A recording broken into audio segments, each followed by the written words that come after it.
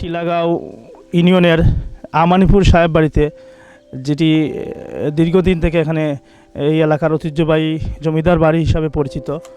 সেই জমিদার বাড়িটিতে সাবেক বিচারপতি মরহুম সৈয়দ মিসবাউদ্দিন হোসেন, ওনার যে একটা ট্রাস্ট রয়েছে, সেই ট্রাস্টের মাধ্যমে ওনারই উত্তরাধিকারী এপেক্স বাংলাদেশের এমডি সৈয়দ গিয়াসউদ্দিন হোসেনের ব্যক্তিগত উদ্যোগে ওনাদের বাড়ি থেকে একটি দৃষ্টিনন্দন পার্ক গড়ে তুলেছেন।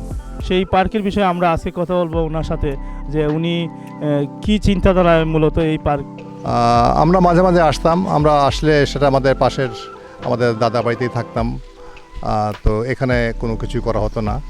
পরে আমি এখানে একটা ছোট বাড়ি করি, এবং বাড়ি করার সাথে সাথে আমার শখের একটা জিনিস ছিল, সেটা হচ্ছে যে মডেল ট্রেন বলে বা বাগান রেল বলা হয়।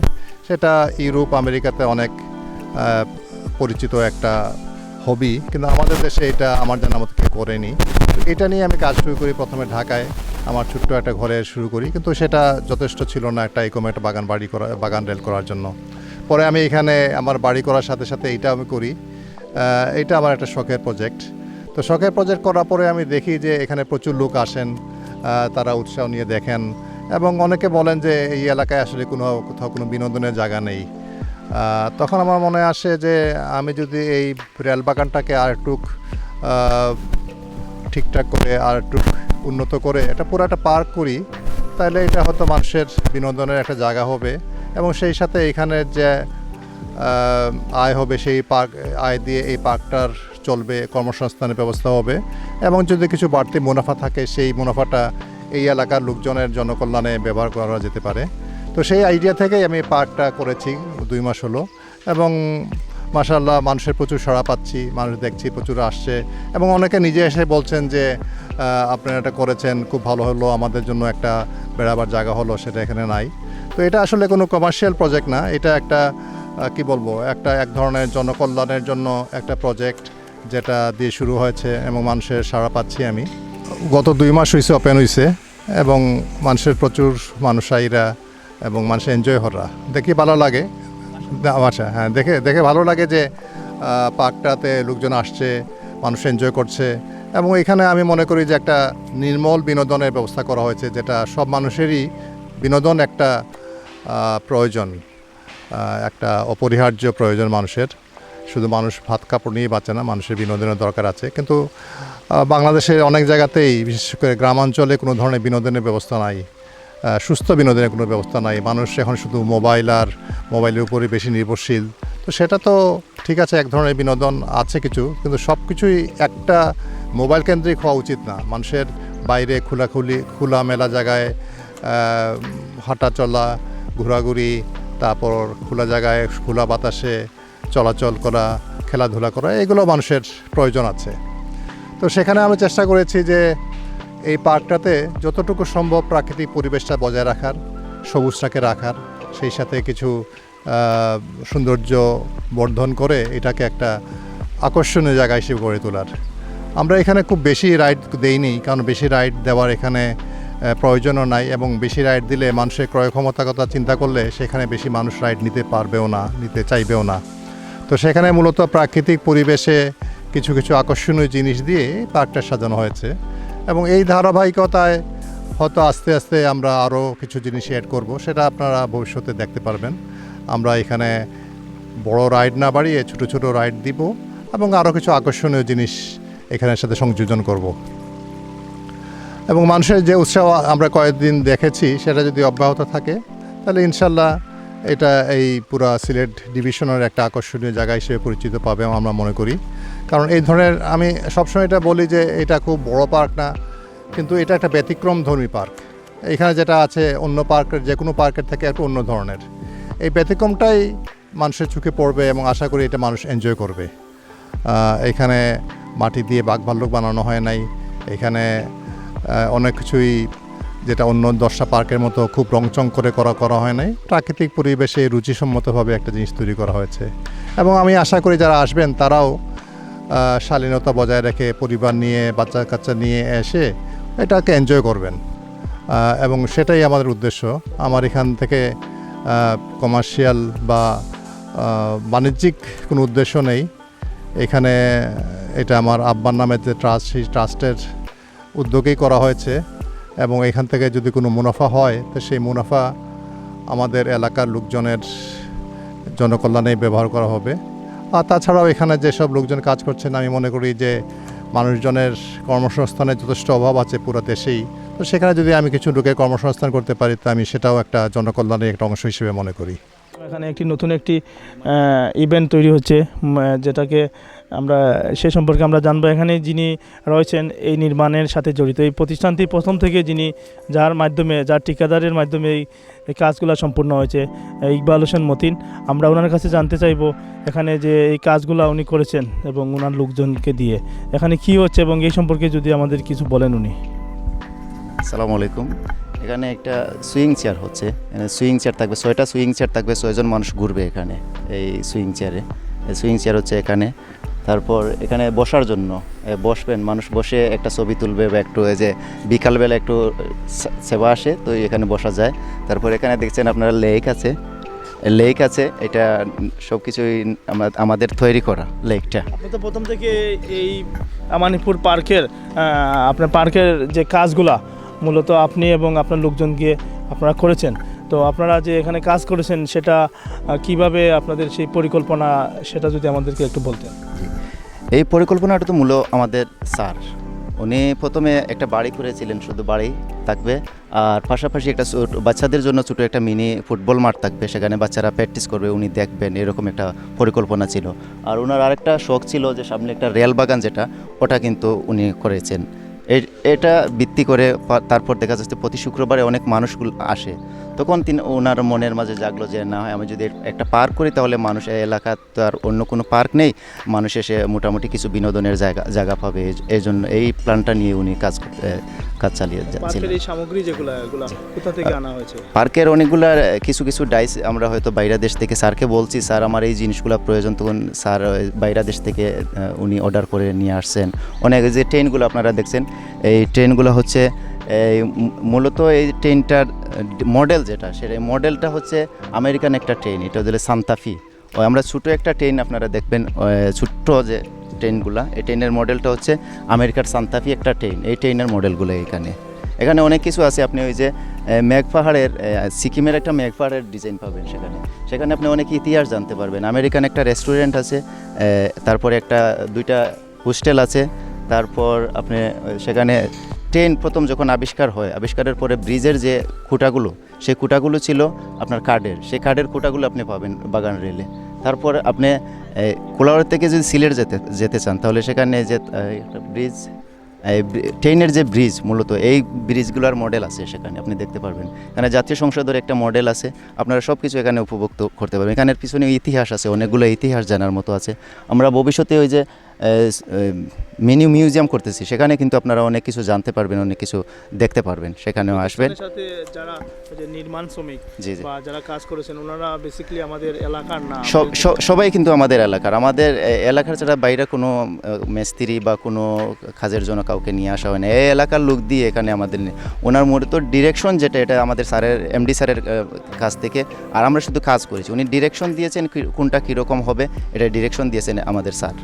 আর বাকিগুলো আমরা কিন্তু লোকাল মেকার দিয়ে আমরা তৈরি করেছি। এটা তেলবাগ টয় ট্রেন চড়ার জন্য এখানে আমরা কয়েকজন পর্যটককে দেখতে পাচ্ছি।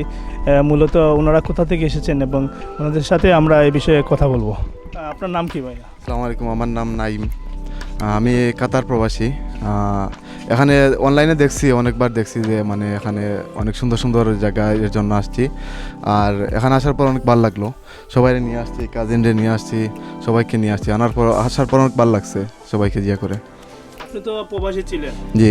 আমাদের বিদেশে যে অনেক সুন্দর সুন্দর স্থাপনা, জি, এবং আমাদের যে দেশে যে এগুলা এরকম একটি পার্ক তৈরি হয়েছে এখানে কুলাউড়ায়, বিদেশের সাথে এটার আপনি কিভাবে কম্পেয়ার করবেন? জি, অবশ্যই দেখে অনেক ভালো লাগলো। অবশ্যই মানে যখন যাব আমি কাতারে তখন সবাইকে বলবো, এখানে অনেক ফ্রেন্ড আছে, ফ্রেন্ড আছে, সবাইকে বলবো যে এই জায়গাটা অনেক সুন্দর আছে, আছে। আর এই সাইটে যে এত সুন্দর একটা যে পার্ক হবে আমি ভাবিনি কোনোদিন। অনেক ভালো লাগছে এটা। কাতার থেকে এসেছি। না, আপনার এখানে আপনাদের গ্রামের বাড়িটা কোথায়? জি, আমি মাঝগাঁও থেকে এসেছি, পঞ্চগড় মাঝগাঁও। জি, ধন্যবাদ।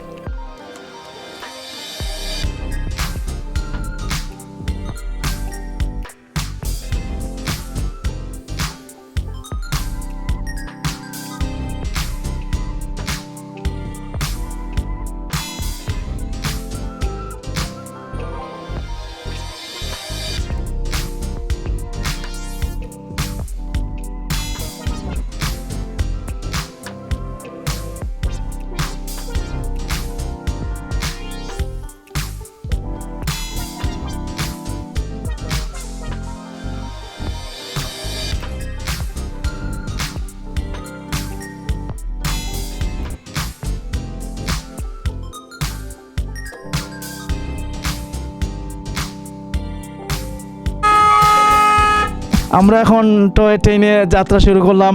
এই ট্রেনের মাধ্যমে সোহেলবাগ স্টেশন থেকে আমরা এই পার্কের ভিতরের আমরা দৃশ্যগুলো দেখব। দর্শকবৃন্দ, আপনারা দেখতে পাচ্ছেন যে এখানে যে একটি টয় ট্রেন যেটি আমাদের সোহেলবাগ স্টেশন থেকে যাত্রা শুরু করেছে। আমরা এটার মাধ্যমে আমাদের এই যে পার্কের দৃষ্টিনন্দন যে স্থাপনাগুলো সেগুলো আমরা ভ্রমণ করব।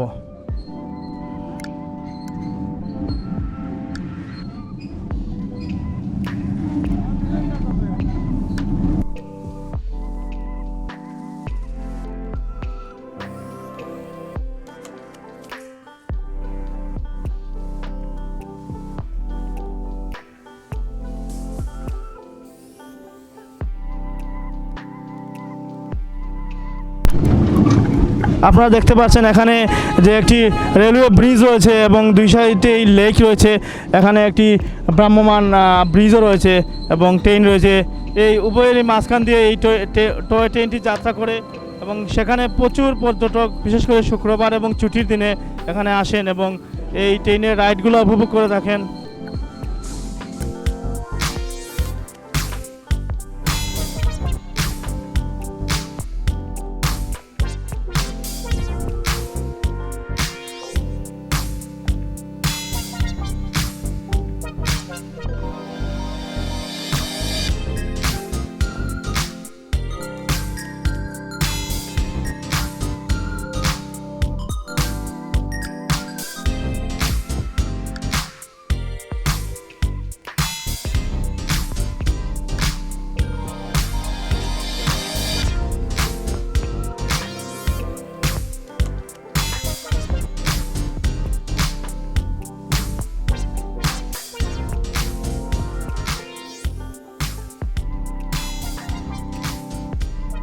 এই লেকের মধ্যে এখানে ওয়াটার বোর্ডের ব্যবস্থা রয়েছে।